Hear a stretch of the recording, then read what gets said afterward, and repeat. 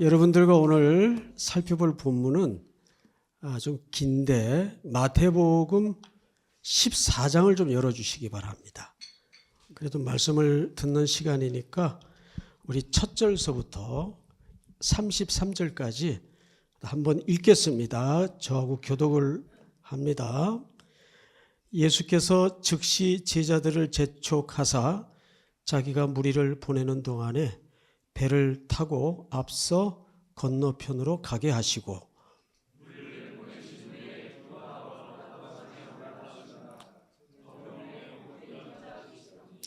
배가 이미 육지에서 술이나 떠나서 바람이 거스름으로 물결로 말미암아 고난을 당하더라.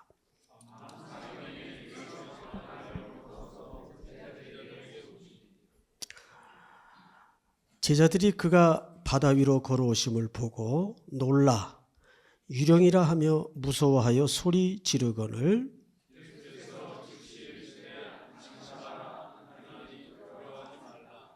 베드로가 대답하여 이르되 주여 만일 주님이시거든 나를 명하사 물 위로 오라 하소서 하니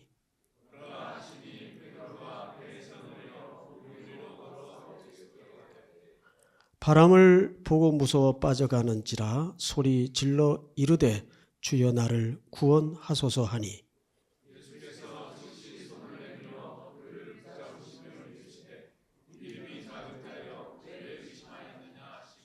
배에 함께 오름에 바람이 그치는지라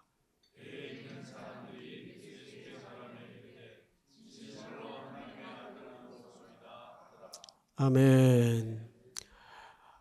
반갑습니다. 저는 방금 소개받은 청파동 쑥대 앞에 쑥대밭에 자리 잡고 있는 삼일교회 14년 차 담임하고 있는 송태근 목사입니다. 요즘 만나면 모든 주제의 언어가 AI, 또 이제 저만한 나이쯤 되면 이제 은퇴 얘기, 또 삼전 얘기, 하이닉스 얘기 이런 거 빠지지 않죠? 제가 얼마 전에 손석희 선생님이 그 대담하시는 질문들이라는 프로를 보다가 그날 대담자가 김혜란 씨라는 작가가 대담자로 나오셨어요.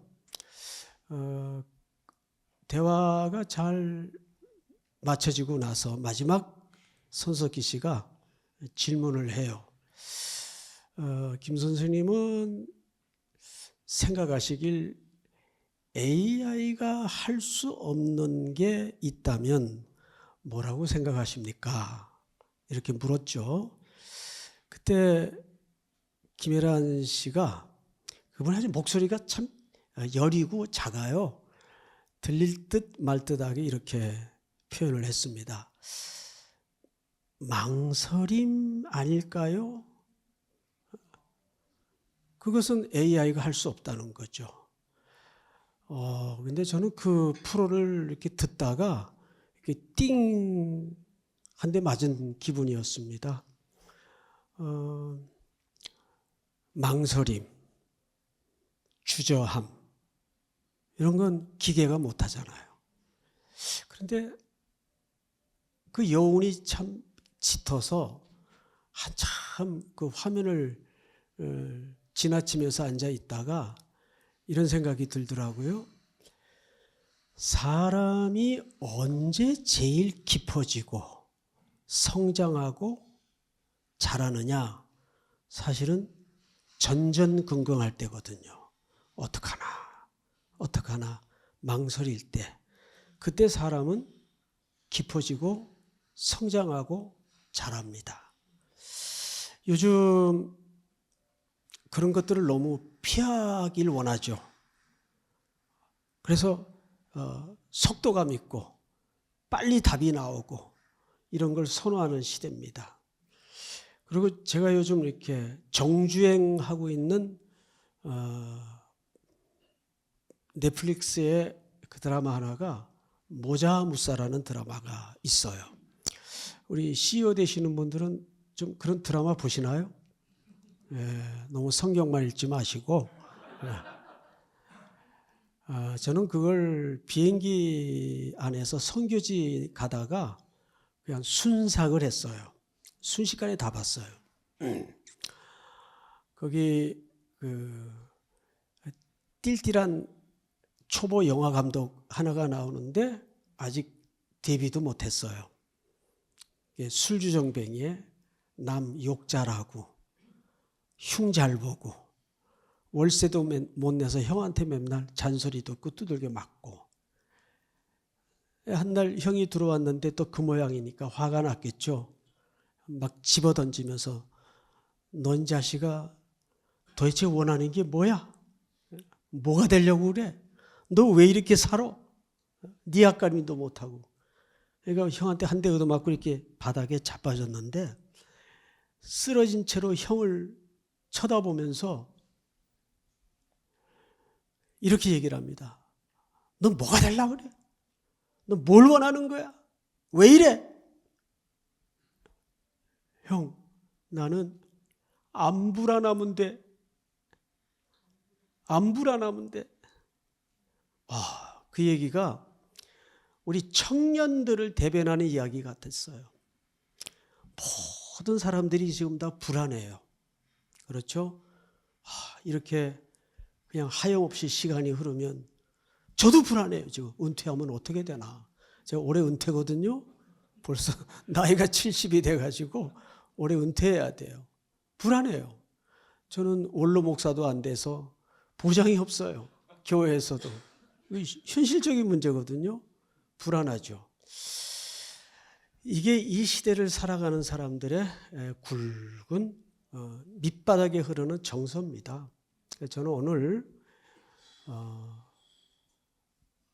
마태복음 14장, 여러분들이 아주 잘 알고 있는 익숙한 베드로가 무리를 걸었던 사건을 통해서 아주 명징한 주의 음성을 우리 모두가 한번 이 저녁에 이제 식사도 잘 하셨으니까 하나님의 말씀으로 포식하는 시간이 되었으면 참 좋겠습니다. 스토리는 간단해요. 성경의 문맥을 보면 이 사건 앞에 이제 성경을 다 갖고 계시질 않으니까 그냥 언어로 얘기를 할게요. 오병이어의 사건이 있었습니다. 배부름을 얻은 청중들이 예수님을 향해서 환호하고 열광적으로 따르기 시작했습니다. 뭐 요즘 잘하는 것처럼 예수, 예수.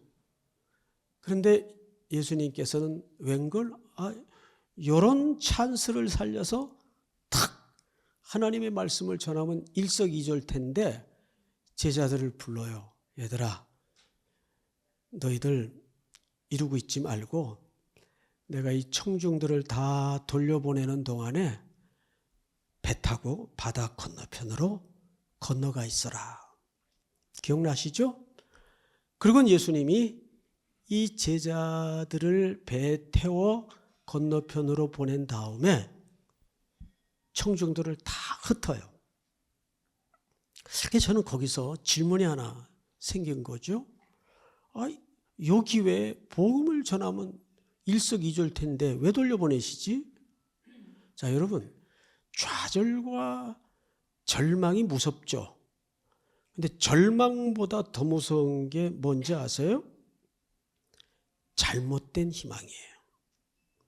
청중들은 지금 예수님을 경제적 메시아로, 로마의 압제에서 사슬을 끊어줄 정치적 메시아로 달려들고 있어요. 그렇죠? 이건 대단히 왜곡된 복음을 변질시킬 아주 좋은 환경이에요.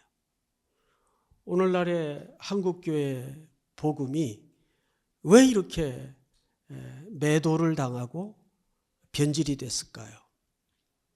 청중들에게, 성도들에게 잘못된 희망을 던지고 있어요. 절망보다 무서운 게 잘못된 희망입니다. 또 그것을 더 무서운 것은 진심으로 얘기하고 있다는 겁니다. 여러분, 진심이라는 게 얼마나 명랑한지 아세요? 교회 제일 속썩이는 사람들이 공통점이 뭐냐 하면 진심을 가진 사람들이에요. 막 울어요. 진심이라고. 베드로도 선생님, 얘들은 다 줄을 버리고 도망가는 한이 있더라도 내 인생에 배반은 없습니다. 했어요, 안 했어요? 했죠. 그 위선 떤 거에 진심으로 한 얘기예요. 진심으로 한 얘기죠. 그 진심 한 몇 년 갑니까? 하루도 못 갔어요. 진심이라는 것은, 특별히 인간의 진심이라는 것은 아침 이슬 같아요. 너무 자기 진심을 절대화하지 마세요. 히틀러가 죄 없는 유대인들을 가스실에 600만 명 이상을 밀어넣었어요. 인종 청소 차원에서. 게르만 민족의 발흥을 위해서. 그거 위선 떤 거에 진심으로 한 짓이에요. 그 진심으로 한 거예요. 저는 어느 글을 읽다가 아주 소름 돋는 문장을 봤어요. 적당히 나쁜 놈은 몇 놈 죽이고 마는데 진심을 가진 사람은 수백만 명도 죽인다. 그게 히틀러예요. 그만큼 인간의 진심이 잘못된 가치에 얹어져 있으면 괴물이 나옵니다. 그러니까 잘못된 희망이라는 게 얼마나 무서운지 몰라요. 다 돌려보냈어요. 그리고 오랜만에 하늘 아버지와 개인적인 깊은 대화를 위해서, 교제를 위해서 한적한 산에 올라 밤을 지나고 있는데 이제 카메라 렌즈는 바다 한복판으로 장면이 바뀝니다. 바다를 건너던 제자들이 뭘 만났지? 오늘 본문에서 풍랑을 만나요. 풍랑을 만나서 고난을 당하더라 라고 돼 있어요. 자, 우리 그러고 보니까 이 배는 누가 등더미로 보낸 뱃길입니까? 예수님이 가라 명하셔서 보낸 뱃길인데도 고난이 있고 풍랑이 있어요. 한국교회가 7, 80년대 한때는 한국교회 또 한국사회의 고도 성장과 맞물려서 잘 살아보자라는 구호 아래 복음도 편성을 해서 신년노릇을 했죠. 예수 믿으면 다 잘되고 복받고 무병장수하고 이런 복음을 전했어요. 그런데 저는 1년에 한 넉 달 이상을 선교지에서 삽니다. 청년들을 데리고. 말로 설득도 해석도 이해도 안 되는 공고함을 당하고 있는 선교사들이 얼마나 많은지 몰라요. 그 번듯한 직장 잘 다니다가 뭐 요즘 말로 어느 날 그분이 오셨어야 하고 모든 거 포기하고 선교지로 떠난 순종밖에는 없는데 현장에 가서 강도 습격당하고 19살짜리 생떼 같은 아들 잃고 이해가 돼요? 풍토병 걸려서 사경을 헤매고 아니 그 사람들이 무슨 소풍 간 것도 아니고 관광 떠난 것도 아닌데 복음에 순종해서 길을 떠났다면 적어도 최소한 그런 일만은 겪지 않게 해야 될 거 아니에요. 근데 고난을 겪어요. 그걸 보신 예수님께서 한밤중 무리를 걸어서 철벅 고난당하는 제자들 앞으로 오십니다. 그때 제자들이 뭐라고 소리 질렀죠? 귀신이다. 귀신이다. 유령이라 그랬는데 원문이 귀신이에요. 그냥 귀신이다. 근데 이상하게 예수님이 한 말씀 야단을 칠 법한데 야단을 안 쳐요. 왜냐하면 그건 문화 문제이기 때문입니다. 믿음의 문제하고는 다른 차원이에요. 3살 먹은 어린애라도 유대인들은 아는 게 하나 있어요. 모든 악하고 더러운 귀신들은 다 물에서 올라오는 걸 다 알고 있습니다. 그래서 계시록에도 보면 용들이 다 어디서 올라와요? 물에서 올라와요. 물에서 올라와 바다 위에 서더라. 성도들과 싸우려고. 시편에도 보면 모든 악하고 더러운 영들이 물에서 올라와요. 그렇듯이 이거는 3살 먹은 애들도 유대인들이면 다 아는 사회적 통념이에요. 그래서 정통 유대인들인 제자들, 동시에 유대인인 예수님께서 그 사회적 통념을 다 알고 계시죠. 그래서 자신을 향해, 그것도 어두운 밤에 풍랑이 이는 가운데 저쪽에서 희끄무리한 게 철벅철벅 걸어오니까 당연히 뭘로 바뀌었어요? 귀신이다. 얘들아, 나다. 안심해라. 그러면 웬만한 사람들 같으면 아유 깜짝이야, 선생님이셨군요. 그리고 치울 일을 갖다가 배 씨가 뭐라 그랬죠? 만약 선생님이시면 나를 명해서 물 위로 걸어오라 하소서. 근데 예수님이 참 지혜로우신 분인 것이 항상 그 미련한 수준 낮은 질문에 자신을 맞추어 주세요. 여러분, 인카네이션이라는 게 성육신이라는 말이죠. 무슨 뜻인지 아세요? 그냥 낮아지셨다는 말이 아니에요. 빌립보서를 보시면 원문에 낮아지셨다는 말이 아니고 맞추어 주셨다 그 말이에요. 원래는 해석이 두 가지로 가능합니다. 근데 우리말에는 낮아지셔서라고 되어 있는데 원뜻은 맞추어 주셔서. 우리 엄마들 아기 키울 때 보면 다 맞춰 주잖아요. 그렇듯이 그 베드로의 요구와 수준 낮은 질문에 자신을 맞추어 주세요.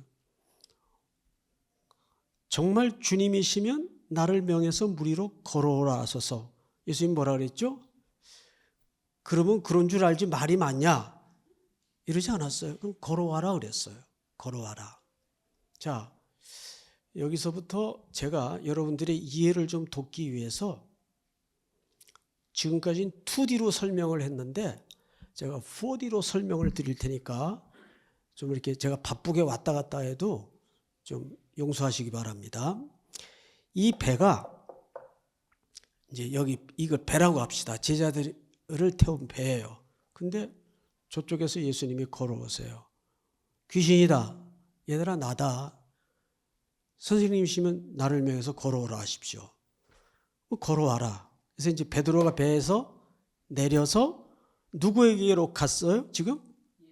그렇죠. 예수님에게로 갔어요. 예수님에게로 갔어요. 이쪽 왔는데 성경을 잘 보시면 바람을 보고입니까? 바람이 불물옵니까? 본문 없나요? 한번 띄워주세요. 본문 29절인가요? 한번 띄워주세요. 예. 오라 하시니 베드로가 배에서 내려 물 위로 걸어서 예수께로 가되. 지금 왔어요. 여기까지 30절. 시작. 예, 거기까지만. 자, 저기서 바람을 보고입니까? 바람이 이때 막 불었습니까? 그렇죠. 무슨 얘기일까요? 이건 문법적으로 굉장히 중요합니다. 바람은 걸어올 때도 계속 불고 있었다는 얘기예요. 무슨 소리인지 아시겠죠? 근데 이쯤 와서 계속 불던 바람 속에 걸어왔는데 바람이 인식이 된 거예요. 그래서 바람을 보고 무서워 빠져갔어요. 여기서. 근데 문제는 어쨌거나 베드로는 물 위를 걸었습니까? 안 걸었습니까? 기적이 아니에요. 이게 첫 번째 기적이에요. 근데 하필 오늘 말씀의 제목이 두 번째 기적입니다. 두 번째 기적. 그래서 항상 글에는 문장과 문장 사이에, 글과 글 사이에 더 큰 언어가 감춰져 있다는 것을 놓쳐서는 안 됩니다. 이때 바람이 갑자기 분 게 아니에요. 바람은 계속 불고 있었어요. 그럼 베드로가 무리를 걸어오는 어간에 바람 속에 무리를 걸었어요. 맞죠? 예, 그런데 이쯤 와서 바람이 그때 인식이 된 겁니다. 무서워 빠져가는지라. 다음 볼까요? 소리질러 이르되 주여 나를 구원하소서 하니 예수께서 즉시 손을 내밀어 그를 붙잡으시며 이르시되, 이때 야단을 쳐요. 야단의 주제가 뭡니까? 믿음이 작은 자요, 왜 의심하였느냐. 그래서 우리가 성경을 읽을 때 무심하게 믿음을 더 스트롱하게 강하게 해야 되겠다, 믿습니다 하는 것처럼 그런 얘기일까요? 어쨌든 다음 절을 보십시다. 배에 함께 오름에 바람이 그치는지라. 잠깐. 자, 여기서 빠졌어요.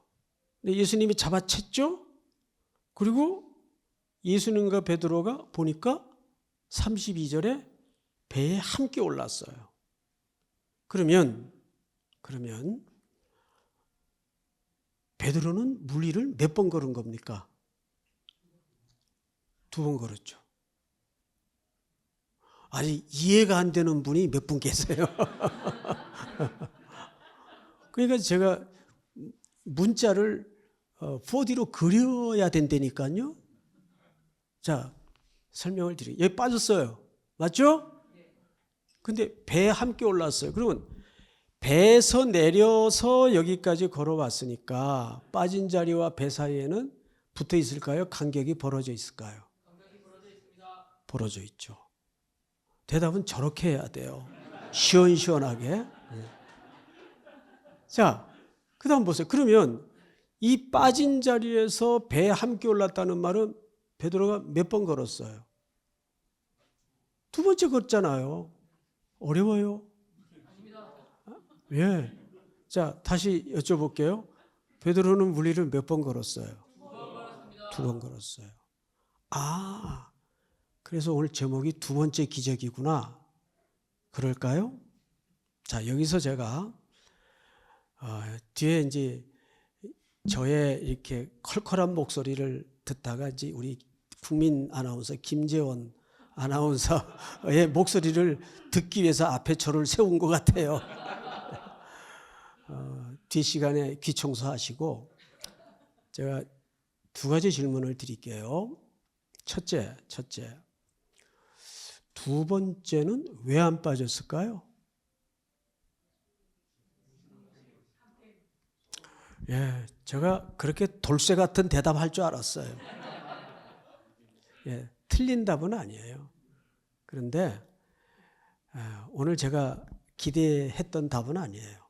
틀린 답도 아니고 기대했던 답도 아니에요. 대부분 그렇게 생각들, 예수님이 함께 하셨으니까 뭐 예수님 갖다 붙이면 다 답이 돼요? 자, 그러면 2번째 걸을 때는 바람이 안 불었나요? 바람 언제 그쳐요? 그럼 2번째 걸을 때도 바람은 불었다는 얘기예요, 안 불었다는 얘기예요? 아까 참 왜 빠졌죠, 여기서? 뭐가 문제일까요?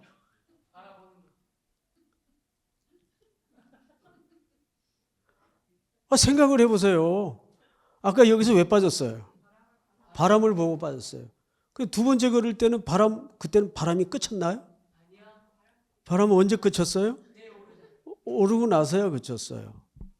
어디서 문제가 달라진 걸까요? 자, 앞으로 한 절만 돌려주세요. 30절을 보세요. 바람을 보고 무서워 빠져가는지라 소리질러 이르되, 따라서 합니다. 주여, 나를 구원하소서. 여러분, 피조물인 인간이 가장 거룩한 상태는 창조주이신 아버지께 바짝 매달리는 겁니다. 이게 두 번째 기적이에요. 교회 안에는 얼마나 무늬만 크리스찬이 많은지 몰라요. 사람들이 이렇게 구랄 쳐요. 나이가 들면 철이 든다고. 그 구란 거 아시죠? 누가 나이가 들면 철이 든다 그래요. 나이가 들면 두 가지만 늘어요. 머리맡에 약봉지하고 똥꼬집. 언제 철드는지 아세요? 십자가 앞에 예수님이 피 흘려주신 사랑을 만나지 않는 한 크리스찬 아닙니다. 천하의 목사래도 장로래도 제가 잊을 수가 없는 전화 한 통이 있어요. 유학을 하고 있을 때인데 저는 토플 시험 성적이 안 나와서 3점이 모자라가지고 컨디션 입학을 했어요. 컨디션 입학이 뭔지 아시죠? 조건부 입학. 그래서 또 ESL의 과정을 6개월 동안 열심히 했어요. 또 쓸데없는 건 수석을 해가지고 어쨌든 레귤러로 바꾸어져서 그래도 뭐 영어가 들립니까? 안 들리죠. 그러면 여러분 유학 갔다 오신 분 다 아시죠? 안 들리는 영어를 하루에 8시간씩 듣고 앉아 있으면 사람이 어떻게 되는지 아시죠? 거의 미치기 직전까지 가요. 그리고 집에 들어오면 거의 졸도 수준으로 떨어집니다. 한참 자고 있는데 새벽 2시에 전화벨이 울려요. 그때는 휴대폰도 없었고 그렇게 뭐 유학을 뭐 이렇게 척척 갈 수 있던 시대도 아니고 새벽 2시에 전화벨이 울려요. 그래서 놀래가지고 일단 수화기를 들었어요. 그 시간에 전화하는 건 에머전시 아니면 한국에서 누가 시간 계산 엉뚱하게 해가지고 아무 때나 전화하는 경우 외에는 전화 올 일이 없죠. 여보세요? 다짜고짜 목사님 지금 주무실 때예요 그래. 그럼 새벽 2시에 자지 뭐해? 예? 그래서 짜증이 나가지고 누구예요? 그랬더니 아이고 죄송해요 목사님 우리 아들 좀 살려주세요. 알고 봤더니 제가 그때 충현교회에서 유학을 보냈는데 충현교회 한 교구에 늘 씩씩하게 사역하던 권사님이에요. 대장부 같은 권사님인데 정말 믿음의 대장부예요. 근데 이분이 그냥 문맥도 없이 전화를 한 거예요. 우리 아들 좀 살려달라고. 누구세요? 그랬더니 본인을 얘기해요. 깜짝 놀래가지고 아이 권사님 웬일이세요? 무슨 일이세요? 정신 좀 차리세요. 아들이 딱 하나인데 얘가 3대 독자예요. 근데 지금 바로 중환자실에 사경을 헤매고 들어갔대요. 그러니까 기도 한 자락이라도 누구한테 부탁이라도 하고 싶은데 전화번호 수첩을 뒤지다가 제 이름이 눈에 들어오더래요. 그러면 그분이 그 사경을 헤매는 그 청년의 누구죠? 엄마예요. 송 목사님 참 유학 가셨대지. 지금 미국이 몇 시일까? 뭐 하고 계실까? 그거 따질 겨를 있어요? 그런 여유가 있어요? 아들이 사느냐 죽느냐 위경 속에 들어갔는데 그냥 전화를 한 거예요. 왜? 엄마니까. 엄마니까. 목사님 우리 아들 좀 살려주세요. 그래서 식구들 다 일어나가지고 침대에서 그냥 통성으로 울면서 같이 기도했어요. 한 15분 있다가 그 수화기를 내려놓고 나서 그래 이거지. 미국에 와서 학위 10몇 개 따서 가는 것보다 이거 배워야지. 하나님 앞에 이거 배워야지. 여러분 베드로가 주여 나를 구원하소서 저 부르짖음을 터뜨릴 때 이것이 뭐라고 소리 질러야 쪼간 팔릴까? 그랬을까요? 예? 그러면 저 비명은 어떻게 나온 걸까요? 예? 어려워요. 저 비명은 어떻게 나온 걸까요? 본능적으로. 나도 모르게. 그것이 우리 안에 터쳐 나와야 돼요. 그것이. 이게 두 번째 기적이에요.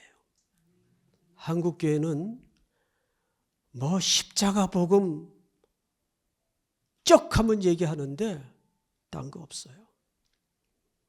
다시 한번 이 여의도 광장에서 비 오는 그 뜨거운 여름에 엎드려 민족을 위해서 이 민족을 살려달라고 저도 이 여의도 광장에 있었어요. 비 맞으면서 부르짖던 그 원초적 복음이 원초적 갈망이 다시 한번 회복되지 않는 한 우리는 부흥을 기대할 수가 없습니다.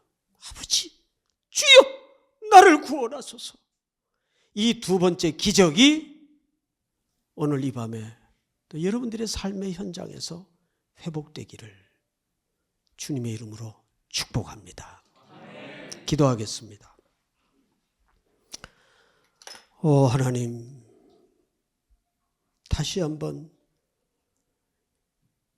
우리 한국교회를 살려주시고 십자가 앞에 내 죄를 대속하셔서 피 흘려주신 예수님의 구속의 사랑 앞에 무너지는 우리 모두가 될 수 있도록 역사해 주시옵소서. 예수님 이름으로 기도드립니다. 아멘.